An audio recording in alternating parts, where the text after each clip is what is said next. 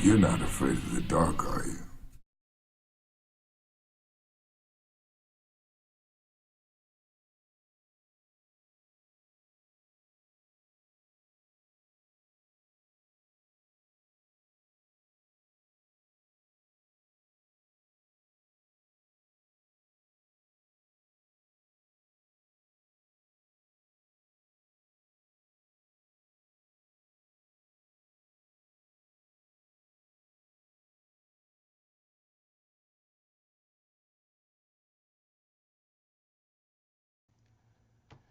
All right, ladies and gentlemen, once again, thank you for coming and tuning in to the Dark Warrior channel. I'm your host, Dark Warrior. Um, we're going to do a follow-up interview with the Professor Gershom Williams. As you know, we did a part 1 and 2 of an interview on a lot of the Africana studies a couple of weeks ago. And in that interview, what he and I were discussing was the book that he had edited and had put into publish called the Journal of Pan-African Studies. Well, the significance of this book is to talk about Antenor Firmin, and in doing so, I invited him back to the show. He's going to give us a complete, detailed, historical detail, I may add, to Antenor Firmin, why he wasn't mentioned or isn't mentioned, and what are we going to do to bring him to the forefront. So once again, it's my pleasure to have on the show Professor Gershom Williams. How you doing today, Professor?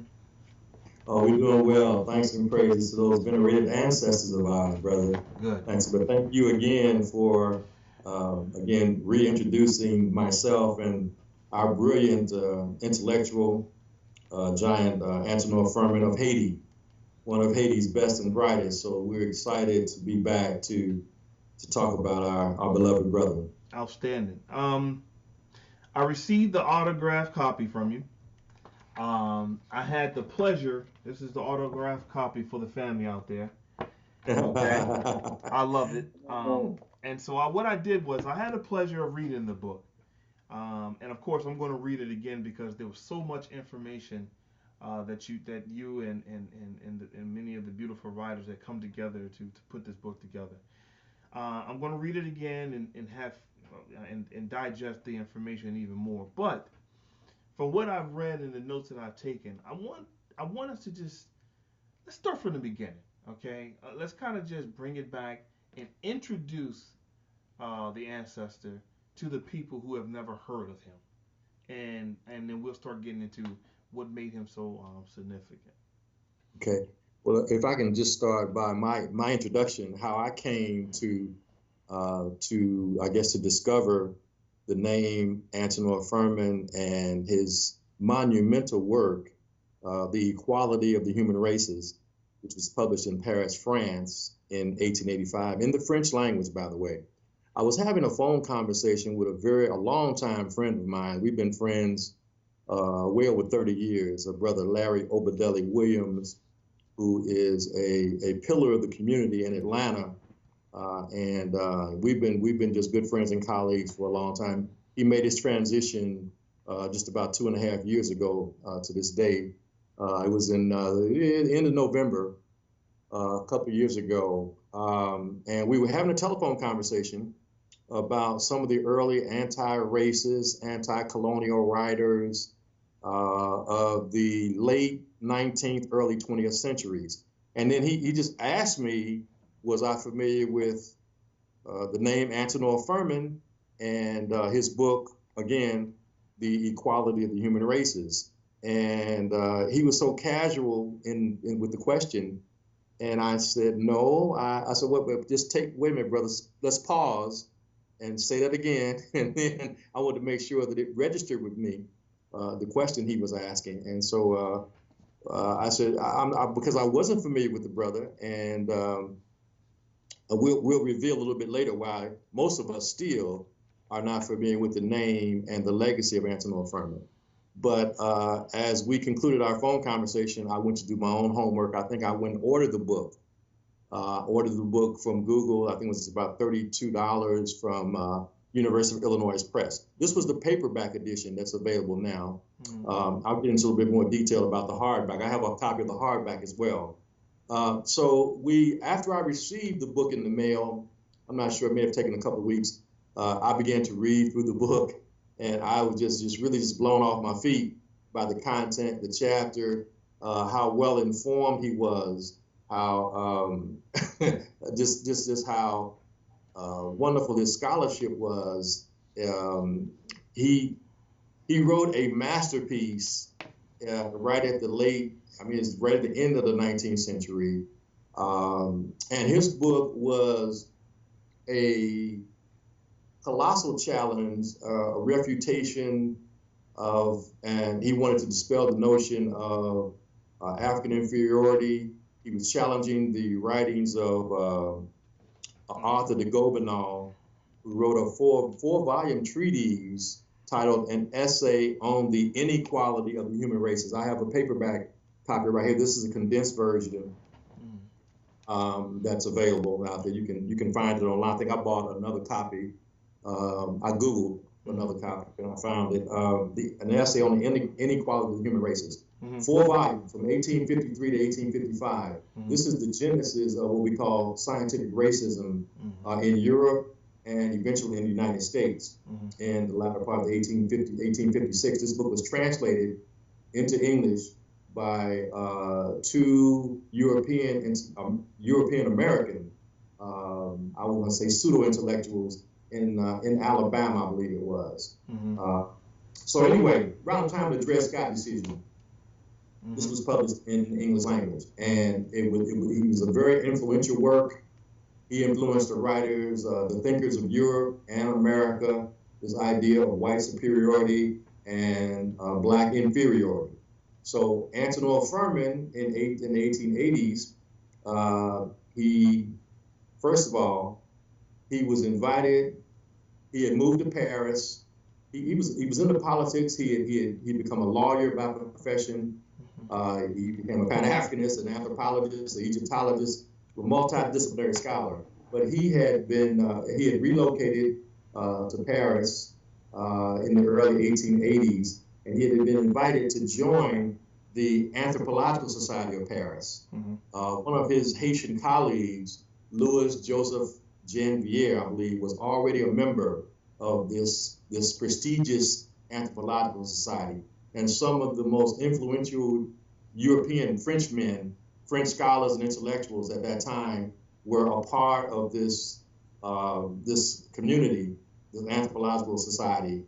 And so it was very prestigious to be a member. So Antenor Firmin and his compatriot, Louis Joseph Janvier, it's hard sometimes to remember his name. It's okay.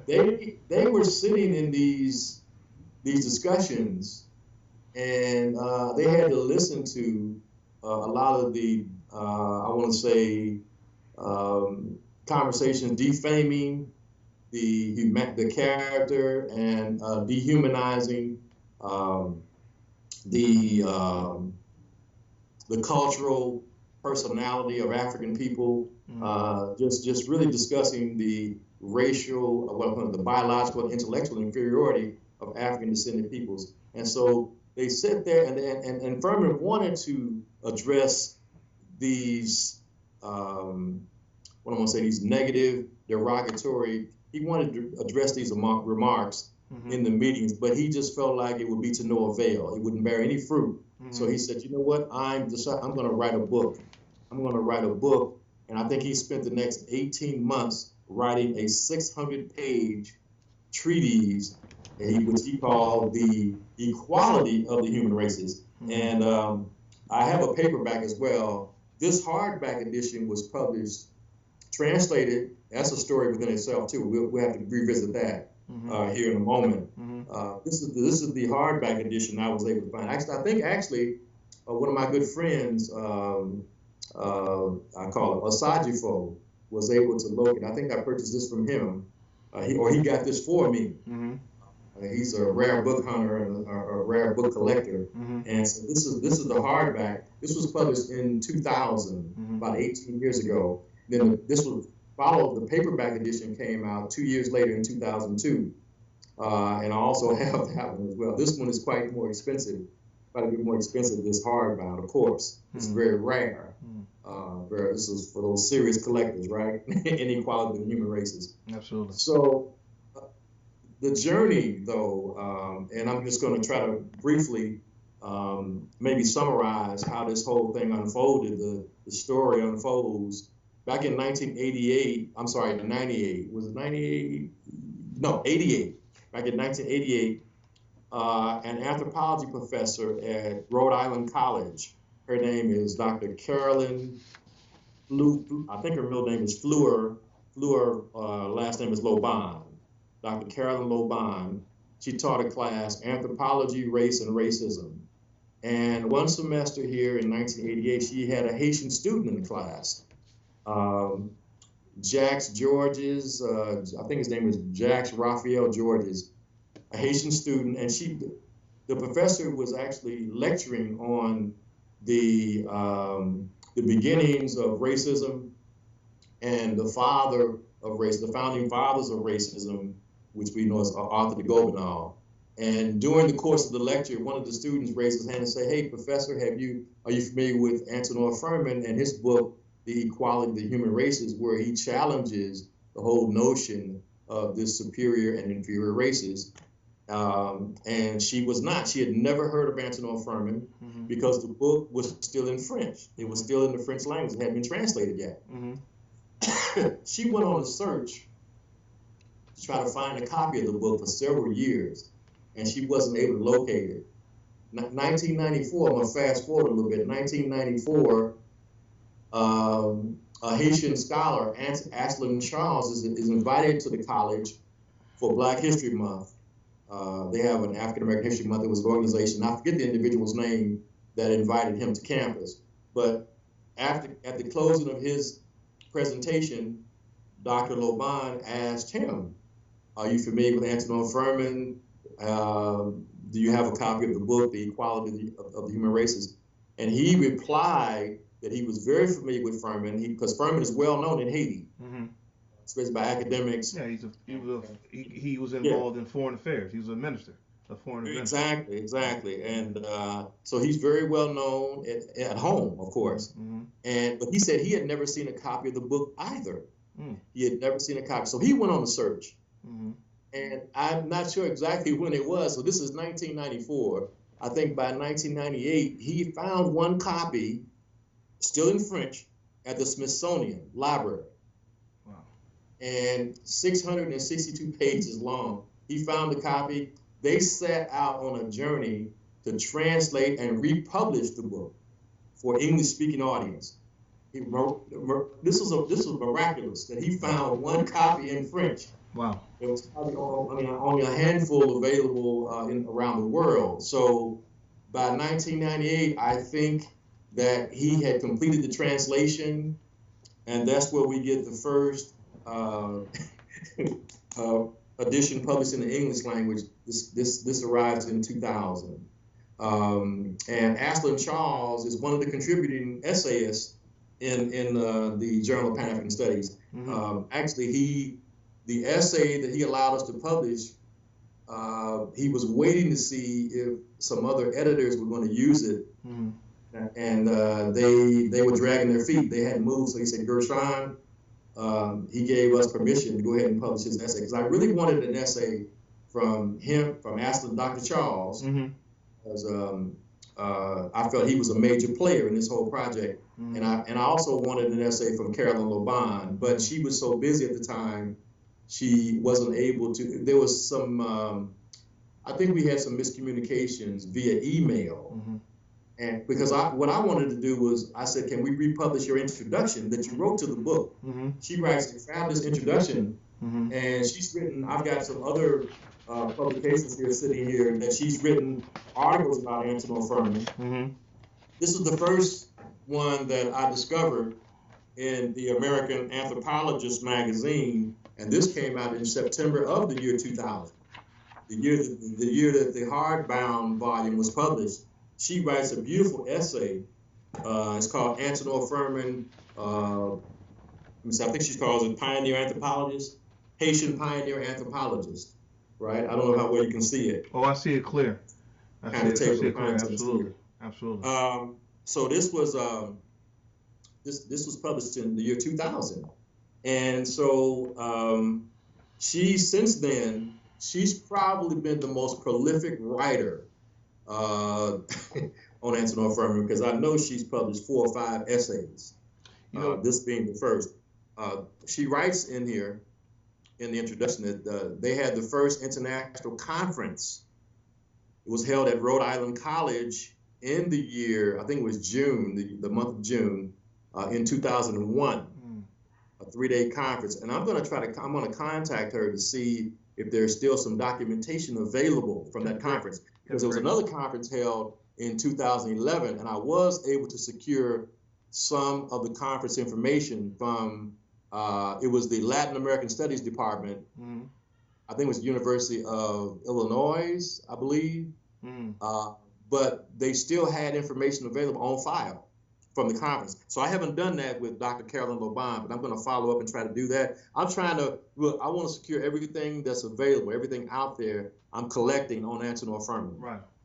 So, so I wanted an essay from Dr. Loban, and once we sent her a complimentary copy, and when she saw it, she just said, "Oh, Gershom, I just wish I could have submitted an essay," because I wanted 4 or 5, I would say, female writers or female contributors, but I definitely wanted her to be a major contributor. So if we are fortunate to do a reprint, so to speak, maybe in a few years, I would definitely like to have her essay. Now, again, this article that she wrote in American Anthropologist, or the introduction to Firmin's book, I would just like to republish one of those. She wouldn't have to write anything new. I just say, well, give me permission to publish your introduction, or the essay. Yeah. And that within itself is a book. And that within itself is a book. It is. It's a chapter. It's a chapter of the book. So luckily she had a student. She said she had been teaching this class, the anthropology of race and racism, for 20 years. I don't know how long she had been teaching when she had the Haitian student in her class. But this thing was so beautiful, the way it played itself out with the student. And then she met Aslan Charles in 1994. He went on a search, a journey to find the book. He finally found a copy. And they agreed as a team that he would, I don't know how long it took the brother to translate this book, man, because he was teaching, was a full-time professor. He's taught on the continent of Africa, he's taught in Canada, he's taught in the Caribbean, but he took his time, and translated Firmin's book. And that's why, again, we have it available. So that's why his work was so obscure and so little known to you and I, because of course we're a English-speaking, community or audience, and so we're so fortunate that his book has finally been translated here 130 years later, basically, and we're able to read the book. I understand that Booker T. Washington, and I just read this morning, that because I wrote in my essay that it would have been wonderful if maybe W.E.B. Du Bois, or maybe Garvey, or someone around Frederick Douglass, because Frederick Douglass in correspondence with Antenor Firmin, Du Bois met him. They met at the first time. In London, right? Correct. Exactly. The Pan-African movement. Washington publicly made this recommendation. He just wanted, his wish was that someone back then, 100 years ago, could have translated and published Firmin's book, and he could have joined the rest of the world, the scholars around the world, in the diaspora, and throughout on the continent, and all throughout the diaspora, the scholars that I call the Vindicationists, the revisionary scholars, the ones that were writing the history and trying to set the record straight. And Antenor Firmin, we could have used his scholarship, certainly back. We could use his work, because he's a very powerful and very brilliant, we call African-centered thinker, Pan-Africanist thinker, and we call him a great African-centered scholar. And for the record, can we also just bring to the attention to the audience that he's one of the founders of the Pan-African movement, along with Benito Sylvain, Yes. right? Yes. And yes, Henry yes. Sylvester Williams, who I just Yes. I had just mentioned him in my last video I did on the history of black hockey when Mr. Williams was up in Canada pushing the Pan-African movement, and of course Garvey was up in Canada assisting him in, I think, 1938. I think is when he gave his last speech there. Not his last speech, but he gave a speech in 38 to meet up with Sylvester Williams. So those are the three prominent Pan-Africanists that Yes. established the movement. Yes, man, most people, yes, brother. And the beautiful thing, I must admit that with the help of Brother Tony Martin, he has a chapter on Benito Sylvain in this book, The Pan-African Connection, and he goes back and gives us some background, some history. Before 1900, there was correspondence between Benito Sylvain and Antenor Firmin and Henry Sylvester Williams. This is 5 years prior to the convention in London in 1900. They're already, so they were way ahead. They were 5 years ahead, trying to organize and coordinate this global or Pan-African, this convention or this Congress, and which did happen. So I have collected a couple of, not a couple, but multiple books on this subject because I've been trying to really study this whole idea of Pan-Africanism. And so this book here by Owen Charles Mathurin, this is beautiful. This is Henry Sylvester Williams and the origins of the Pan-African movement.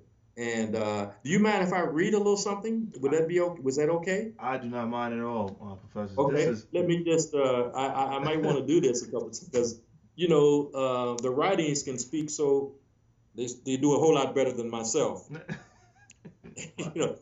This is, I just love doing this. In early 1895, Benito Sylvain, deeply concerned about the position of blacks and the scorn with which the white world regarded them, had sought the advice of a fellow countryman, Antenor Firmin, Haitian minister to France, on the idea of a World Ethnological Congress as part of the Paris Universal Exposition in 1900. Firmin, while foreign minister in 1891, had won renown for Haiti's victory in a diplomatic battle with the United States. And this is where he was in correspondence with him and Frederick Douglass worked as a team, a dynamic duo on this project. Oh, so that leads to when he was the foreign minister of Haiti, didn't he stop the U.S. from trying to establish like a naval base or something? Yes, something that ship, the USS Mo, I think it's mentioned right here. While foreign minister in 1891, Firmin had won renown for Haiti's victory in a diplomatic battle with the United States, which was pressing for a lease of the Mole St. Nicholas on its northern coast for a naval and coaling station.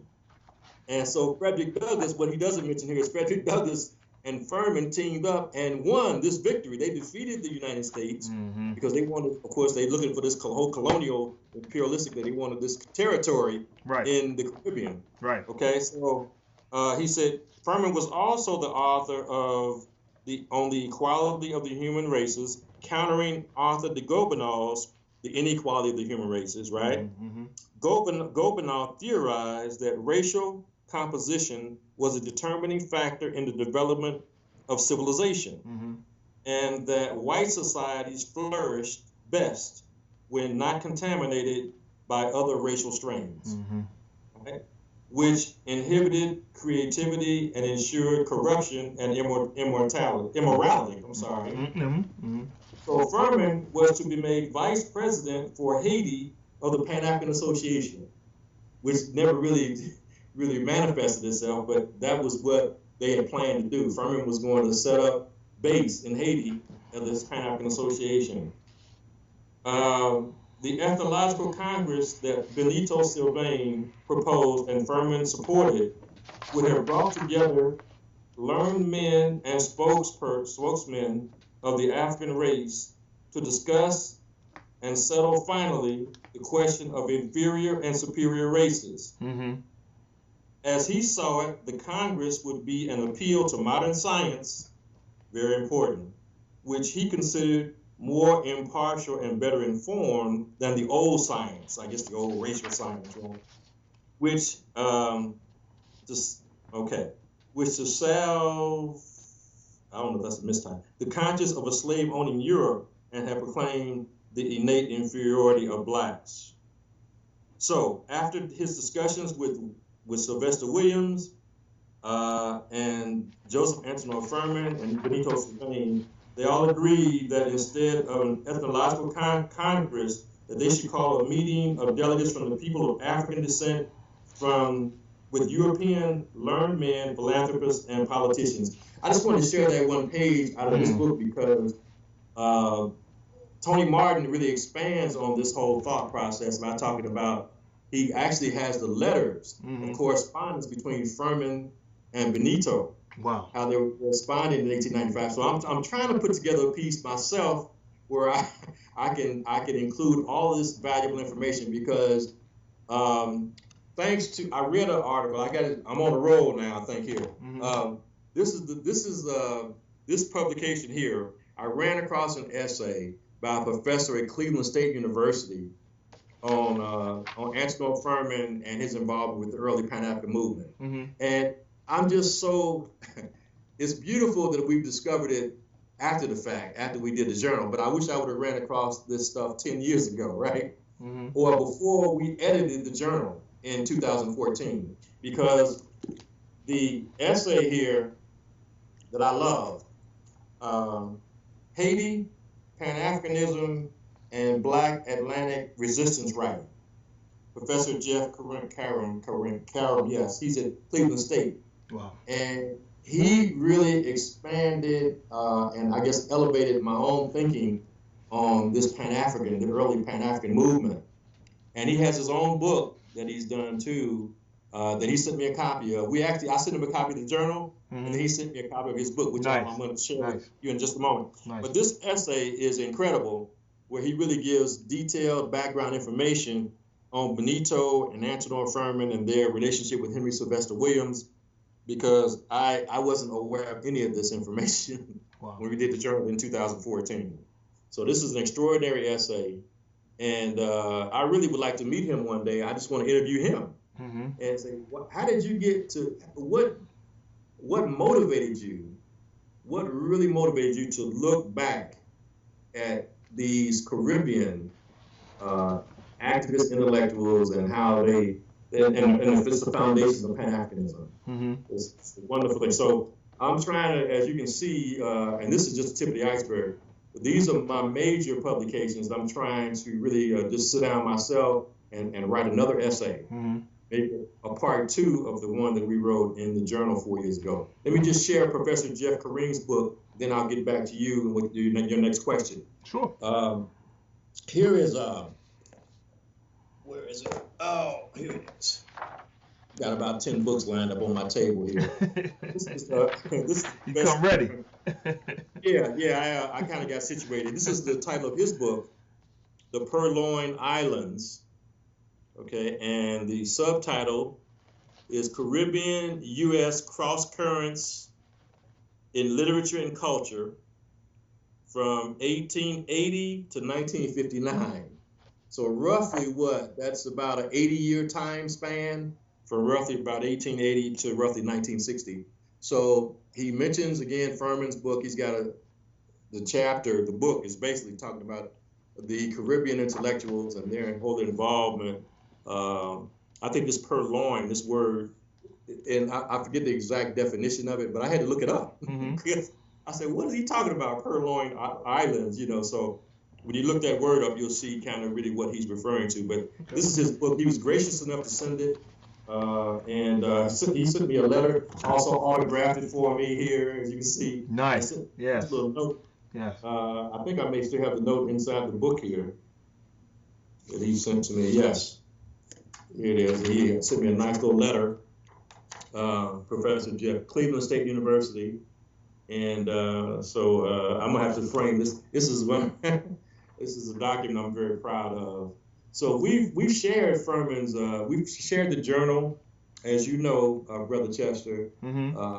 We were just so proud of the work that we were able to accomplish, and really give thanks and praises for just our discovery of Firman, that we were made aware of him and his monumental legacy, and that we've been able to share the book. His reputation is still growing. People they're learning about him, and it's amazing what our scholars have been able to do over 100 years ago. Mm-hmm. Carolyn Lobon wrote a statement about I think I borrowed this remark that she made about, she said something about, was it because Firman spoke French and not English, or because he was Haitian and not French? Is that why his work was so obscured and so little known for so long?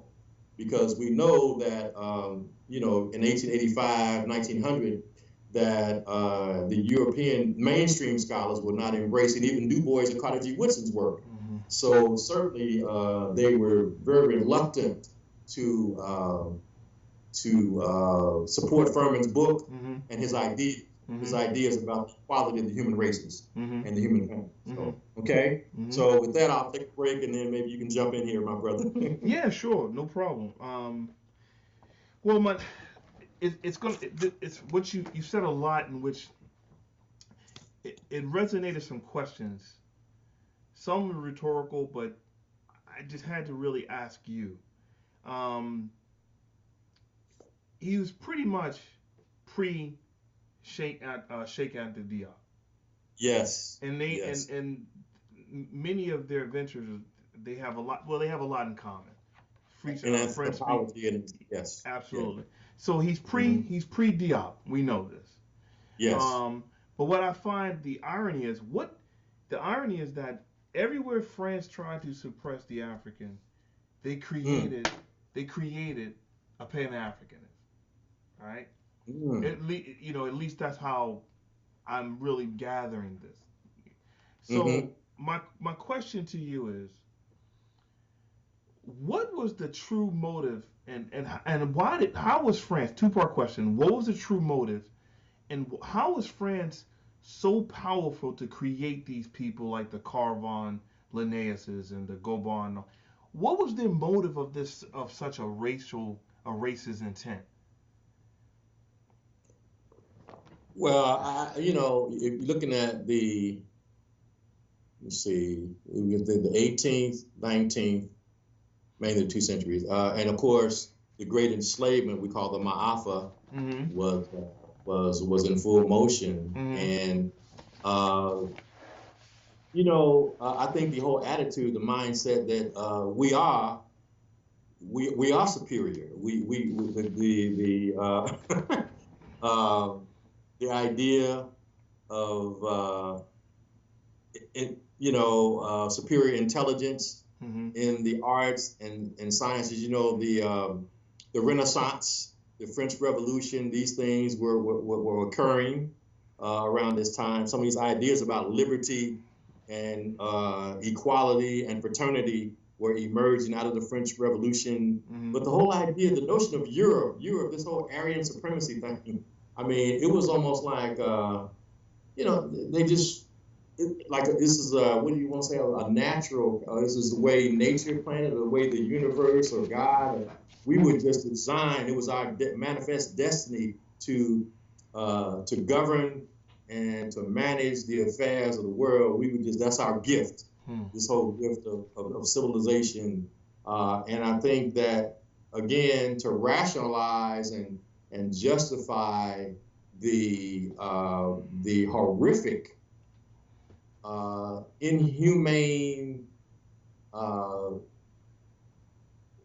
treatment of people of color, mainly Africans, during that, what they call that transatlantic slave trade. You have to have some type of justification for it.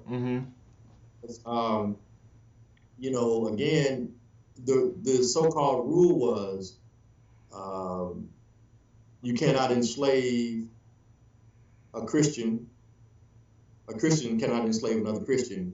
So if you're outside that parameter of Christianity, even if you're a Muslim, you still were considered an infidel. You weren't a Christian. Christianity was always like a superior dispensation. It was always, and they considered Christian civilization, Western civilization, of course, was superior to all other civilizations. But I think, and to answer your question, and I'm trying to keep my answers short and succinct too. I think it was just that whole attitude in terms of we had been, oh man, how do I even want to say this? They had reduced us, for the most part, to what they call savages, primitives, backwards, unenlightened folks. And they had been writing these histories and writing this literature. And so this is one of the reasons why Haiti is so important too, because since Haiti was able to liberate itself in 1804, they began to produce poets and novelists and art and science. They began to dispel that notion of African inferiority. And there was another French scholar, interesting, that not all the French scholars were prejudiced and biased. And, C.F. Volney was a French writer in the latter part of the 18th century, and he traveled to Egypt and Syria, and he wrote a whole different narrative. He's very honest. He's very honest. And there was a bishop, a Catholic priest, and his name, I can see the book. He wrote a book, The Intellectual and Cultural Achievements of Negroes. He spent some time in Haiti. This is around the time of the Haitian Revolution. Matter of fact, I think his book was first published in 1808. And I can see the book, but I can't see his name. So what I like to do is compare and contrast what I would call the objective and maybe honest French writers and scholars or thinkers, and contrast those with the biased and racist, like the Arthur de Gobineaus of the world, right? Yeah. Thomas Jefferson is a contemporary of C.F. Volney when he's writing his Ruins of Empires, and I think they had some correspondence even. So it's interesting that you had your question. It's interesting because you can say, I believe the majority of the French intellectuals and thinkers, they believe in their superiority, and they believe in our ancestors' inferiority. But then there were some exceptions to that rule. And so those are the ones that we always have to lift up as well. And all of our great thinkers, from John Henry Clark to Dr. Ben, Ivan Van Sertima, Cheikh Anta Diop, as well as Antenor Firmin. If you read Firmin's book, he mentions the name of this one scholar whose name I can't think of right now, because he had read his work and what he had said about Haiti and the genius, the brilliance of many of the Haitian intellectuals and writers and poets. He, of course, extolled these virtues, and so Firmin was familiar with what I would call the the more positive writings of the day regarding our humanity, and of course what we call the vindication of scholarship, those who wanted to vindicate the humanity of our people. So we've always had this intellectual warfare, as Jacob Carruthers, his book is called Intellectual Warfare. This has been going on for several centuries. And if you look at David Walker in 1829 and Henry Highland Garnett, all those intellectuals that followed David Walker, Martin Delany, Edward Blyden, and we can do a roll call of many of these who preceded Antenor Firmin, which I think I named those in my essay as well. So we've always had to do battle, man. We've always had to do battle. This cultural racism that these Eurocentric cultures were all, whatever Europe was doing was superior and better than what everybody else was doing, whatever products. And so just to belittle our achievements and our accomplishments. And it's amazing, as you have documented, what our brothers and sisters were able to create, the inventions, the art, the scientific instrument. You can look at Benjamin Banneker.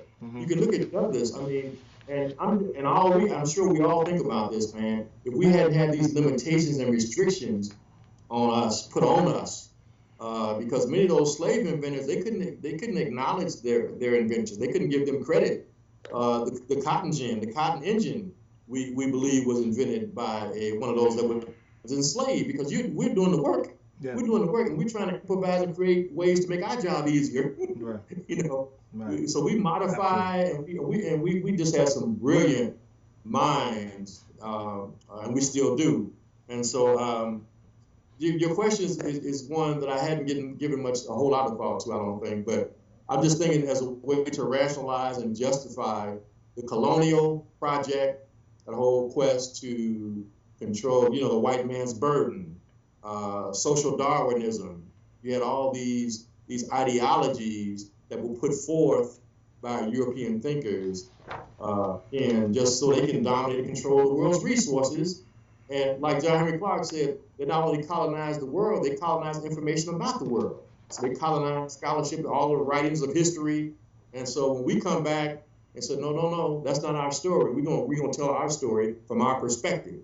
We're gonna tell it from an African-centered perspective. So now we have to have this intellectual war and this intellectual struggle. So that's a great question. It's funny you said that, because you lead me to my next question, Professor, and that is, before I go into the question, I find it interesting that if you spend so much time always trying to show your superiority, you are inferior to me. I mean, yes. If you spend this much time and you put this much effort to always marginalize and to always desecrate any type of contribution that a group of people has ever done, then you in fact have ultimately admitted to your own shortcomings. That being said, so I was as I'm reading through the book, and I'm seeing how Mr. Firman really, he had no issue with Darwinism. All right, so we're going to get into Darwinism now. And which I'm not. I'll maybe I know a little bit about Darwin, a little bit, but I'm not an expert on Darwin. And okay. Trust me, I understand. But I found it interesting that he did grab onto that and say, yeah, you know what, I can agree with that. Why do you think he grabbed onto it because of the whole idea that nature and everything involved in it just has this natural process? Everything has its pros and cons, its strengths and weaknesses. Possibly when you observe nature and what we call the law of opposites in nature, which we see when we observe the universe. Are you referring to the survival of the fittest? Yes. Social Darwin, I know that's interesting because one of the things I taught my students for years, and Darwin was one of the first to, I guess, predict. This was when he published in The Descent of Man. Mm-hmm. I think it was around 1874, but I could be off a few years. But he actually wrote a statement that Africa would prove to be the origins of the human family. Africa would be the cradle of humanity. Mm-hmm. But he was looking at, again, early anthropology, and the whole idea of evolution, and the hominids, the early hominids and pre-humans evolving on the continent as well. I don't think because Homo sapiens sapiens, that idea, there wasn't enough fossil and certainly not genetic evidence in 1874, 1875. Mm-hmm. But I think he's looking at the available evidence, what he saw then, that exists. So I think, again, when you look around at nature and the animal kingdom, and you have the predators. You got the predators, you got those animals that are, I mean, like the big cats in Africa, just one example. You got creatures of prey, and in those environments like that, it's I hate to say it this way, but it's like kill or be killed. I mean, the snakes. There are animals that eat other animals, and then of course, and so, but you have to have, now again, looking at the cats, it's a collective effort on the part of the females, of course, right? Yes. So I don't know I haven't really read Darwin that deep I have just taken the time. I do have a couple of his books. Matter of fact, The Descent of Man, that was 1871. I just remembered it was 1871. But I know that he was a biologist, and they study the science of, they looking at biology and certain creatures and species, plants and things like that. But I certainly haven't taken the time to get into him probably the way I maybe need to. What are your thoughts? What have you come to, the conclusion you've come to on Darwin's thinking? Well, I guess when I had read this book, and I had come across how Mr. Firman had pretty much embraced or agreed with it. I think it's not so much that I agree with Darwin or Darwin, I'm sorry, or disagree with him, but I did appreciate the fact that it was almost an objective reason of life itself. And that's what I appreciated what Darwin has always, what his studies have come across to me, and that is he objectively analyzed nature and said this is how it's going to play itself out because of it's a natural recourse. Yeah. And then of course when Mr. Firmin comes along and says, hey, there's equality in species, and this is some of the proof that, this is some of the sources I have to prove. And I think that's why I agree with that. I didn't get a sense that Darwin was trying to be malicious in his thought. At least that's not what I didn't get out of it. Yeah. So I agree with that. Yeah. Certainly, we still study Darwin today. He had a powerful impact on the scientific world, and his whole ideas. I mean, his thought process was, as you know, we know it's very influential. So at that time, in the 1870s, and of course, Firman he's doing his matter of fact, he was in school. I have a little biography that I'd like to share too for some background information. I don't think we did much of that in the journal. We may have skirted around it a little bit about his early education and his family, coming from a middle class family. He received all his education right on the island of Haiti, right there in Haiti. He was educated, went to the best schools. He was trained in the European classical languages and classical civilizations of Europe. He studied all this